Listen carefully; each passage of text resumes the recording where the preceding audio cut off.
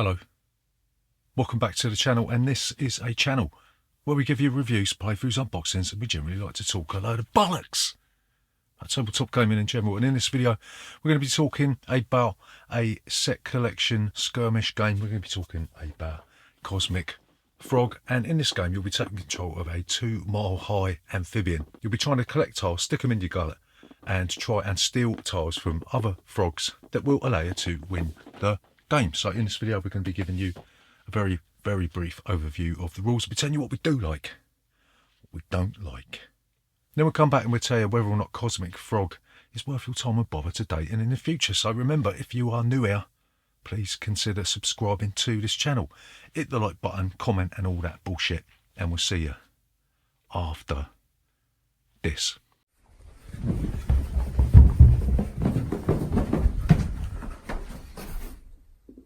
Bollocks! So, Cosmic Frog, how'd you play this game? So Cosmic Frog is a set collection / skirmish game. You'll be traversing what's called the shard and what's called the ether, and you'll be trying to collect these tiles, stick them in your frog's gullet, and then you'll be spewing these out into your vault to score points. Everyone's going to get a player board which shows your frog's gullet, and everyone's going to get a vault board which shows your frog's bloody vault in it. Everyone will get a miniature of an amphibious creature, and there's a neoprene mat that is rolled out, and you'll be placing tiles onto this mat to create a landscape. First thing you're going to do is you're going to sort out all the barren tiles, and you'll see that these are double-sided. They might have a blank base or they might have a fracture icon on them. You'll flip them all face down and you'll randomly place them on the shard area of the neoprene mat, depending on how many frogs are in the game, right? And then what you'll do, you'll take a certain number of landscape tiles. You'll notice that there are thick and thin landscape tiles. The thick ones are called highlands, the thin ones are called lowlands. And what you do, you'll place a lowland tile wherever you want on top of a barren tile, and then you'll take one of the highland tiles and you'll place them on top of the corresponding land domain type. So there's different types of land domains. So you've got mountains and hills, you've got mesa and deserts, lakes and swamps, forests and meadows, and these are matched together. These are the same type of land domain, but they're split up into highland and lowlands of the same domain. Does that make sense?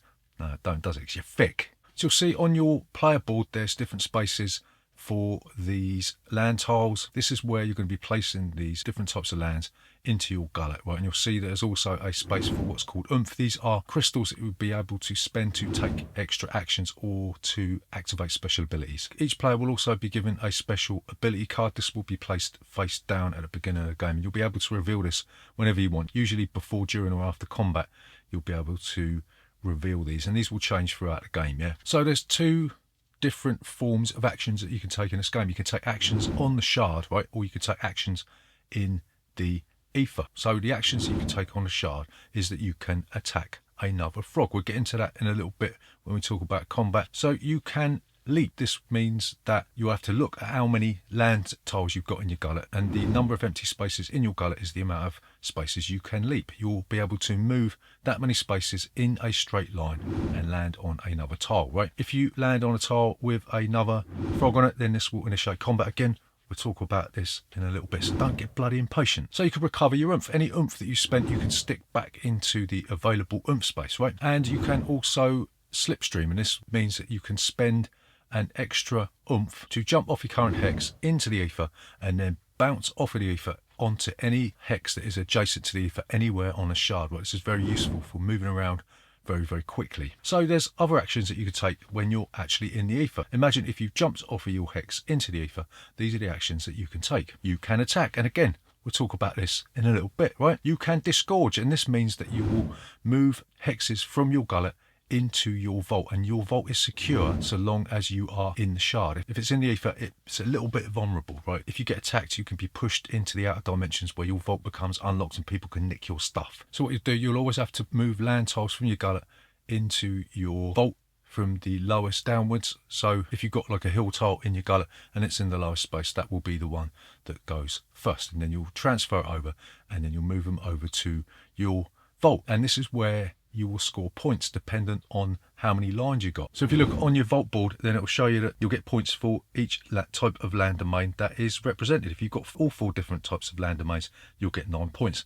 And also, if you've got the same lands in a straight line, you'll get so many points for highlands or lowlands. So you've got to be very careful about A, the order in which you move tiles from your gullet into your vault, and B, where you're going to be placing them, right? So the next action you could take in the ether is the land action. And this allows you to move from the ether onto any shard hex of your choice that is adjacent to the ether, right? And again, if you land on a space with another frog, this will initiate combat. So you can also raid somebody else's vault. If they're in the outer dimensions, their vault is unlocked and you can elect to raid their vault.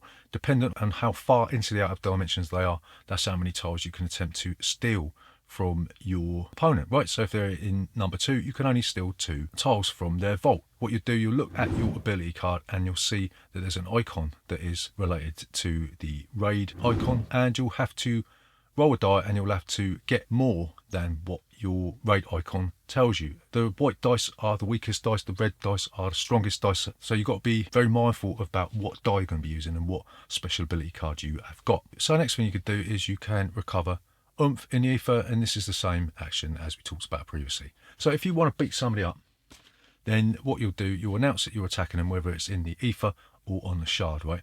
And then you'll look at your ability card and you'll see that you've got an attack icon for the shard and attack icon for the ether, and you'll roll that die and you'll need to get a higher number than your opponent.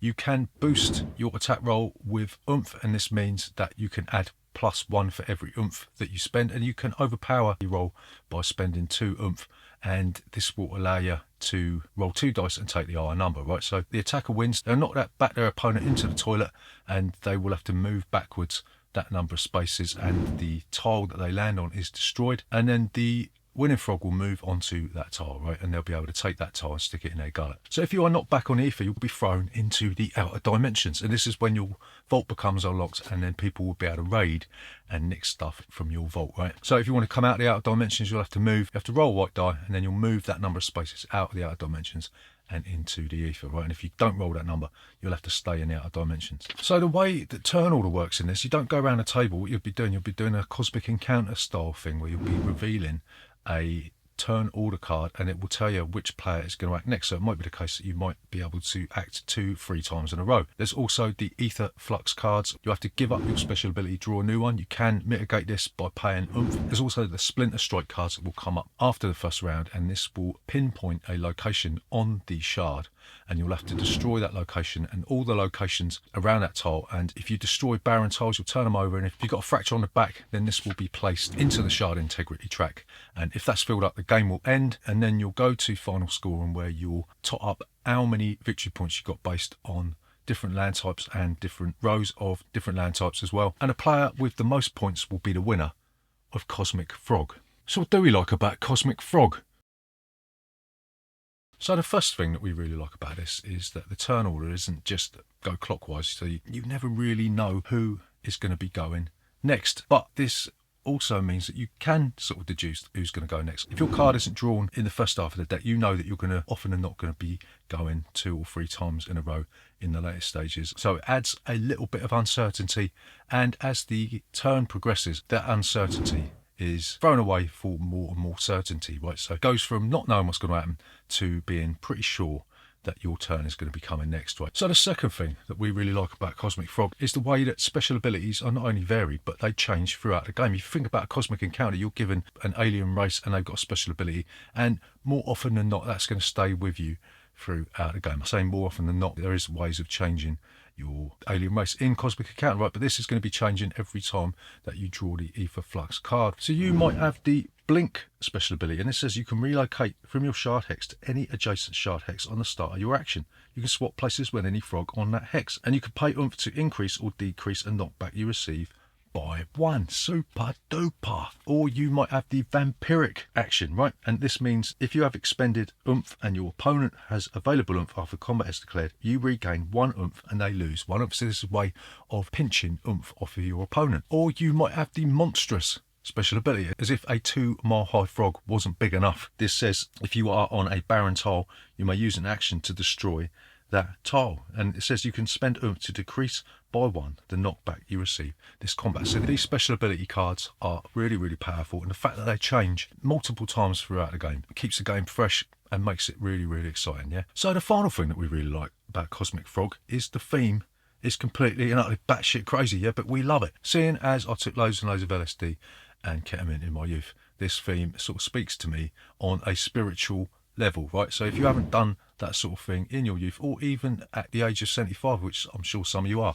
then Cosmic Frog might not really sort of push those buttons, yeah? So you really do need to go back and listen to a bit of Ravi Shankar and get involved in the tune in, turn on, drop out culture. No, I'm just kidding. Just play Cosmic Frog because the theme is absolutely fucking mental. So what don't we like about Cosmic Frog?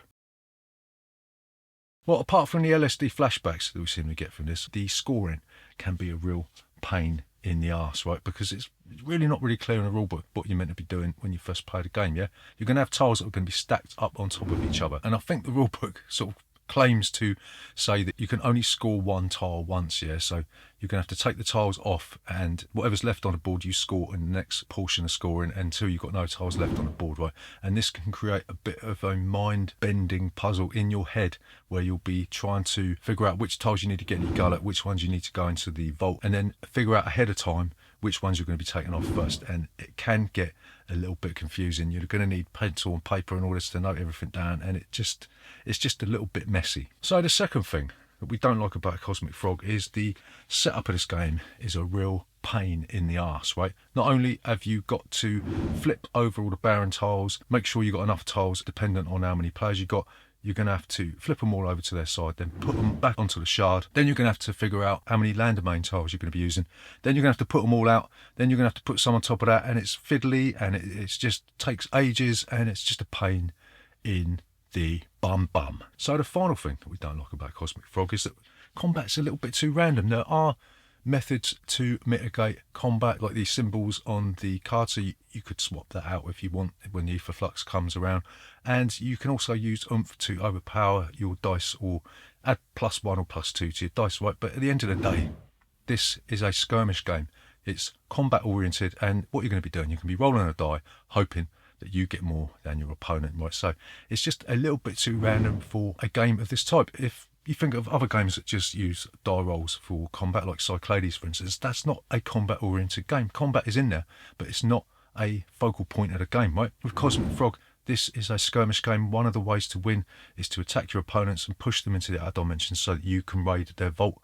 And when you're talking about such an integral part of the game, coming down to basically just a random die roll, it grates on my cerebral cortex. So to summarise, is Cosmic Frog worth your time and bother today and in the future?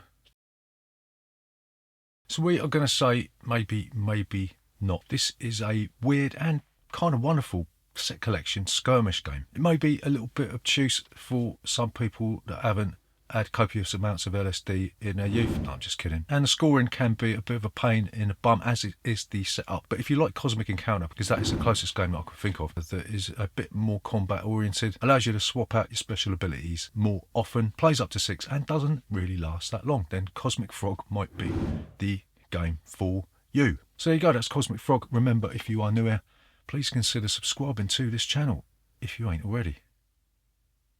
Leave a comment in that section down below.